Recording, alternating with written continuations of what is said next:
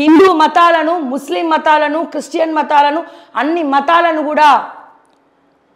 మతాలను కూడా ఆదరిస్తూ, అన్ని మతాలను కూడా దగ్గర తీసుకుంటూ, అన్ని మతాలకు కూడా గౌరవం ఇవ్వాలి కదా. అది కూడా ఒక ముఖ్యమంత్రి, అది కూడా ఒక హిందూ అయి ఉండి. ఇది ఎంతవరకు కరెక్ట్ అనుకుంటారు? అందుకే అంటున్నా, రాన్ రాజగుర్రం గాడిదైంది. మీకు పదవి అనే మత్తులో అహంకారం, మితిమీరినటువంటి అహంకారం పెరిగిపోయింది రేవంత్ రెడ్డి గారు అని చెప్పి నేను మరొక్కసారి గుర్తు చేస్తా ఉన్నా. మామూలు అహంకారం లేదు. ఏం చూసుకొని అంత అహంకారం? మీకు ముఖ్యమంత్రి పదవి రావడానికి మీ స్వయం కృషే కారణం అవ్వచ్చు, కానీ మీ వెనకాల ఉండి నడిపించినటువంటి దైవ శక్తి కూడా దానికి తోడయింది. ఈ రోజున మీరు కాంగ్రెస్ పార్టీలో ఉండగానే అది కాంగ్రెస్ లాగా మాట్లాడడం కాదు,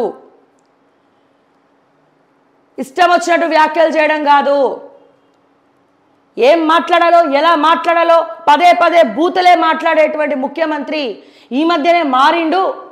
అరే జరా ఆలోచించి మాట్లాడుతున్నాడు అని అనుకునే లోపల ఏదో ఒక కాంట్రవర్సీకి దారి తీసి మిమ్మల్ని మీరే తిట్టించుకునేలాగా చేస్తున్నారు కదా.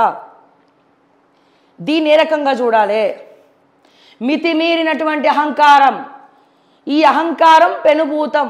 అహంకారంతో కళ్ళు నెత్తికెక్కితే ప్రజలు ఆ దైవం బుద్ధి చెప్పి ఎక్కడి నుంచైతే ఎదిగినవో మళ్ళీ అదే పాతాళంలోకి తొక్కుతారు. తస్మాత్ జాగ్రత్త అని నేను రేవంత్ రెడ్డి గారికి చెప్తా ఉన్నా.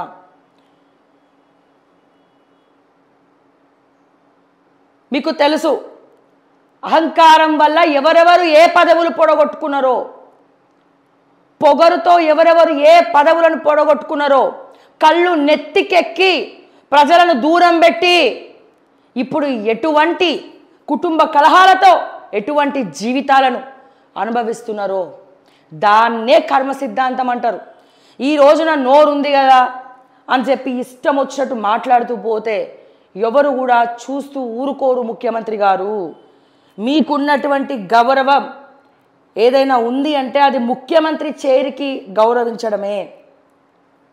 మొన్ననే కదా కార్తీక దీపోత్సవం అని చెప్పి వాళ్ళెవరో ప్రతిసారి శాటిలైట్ వాళ్ళు చేస్తూ ఉంటే పోయి 4-3 గప్పాల డైలాగులు కొట్టొచ్చినావు, వదినమ్మని తీసుకొని మరి పోయినావు కదా, కార్తీక హారతి ఇచ్చినావు కదా, దీపాలు వెలిగించినావు కదా, మరి అక్కడ మాట్లాడలేదు ఎందుకో అంటున్నా నేను.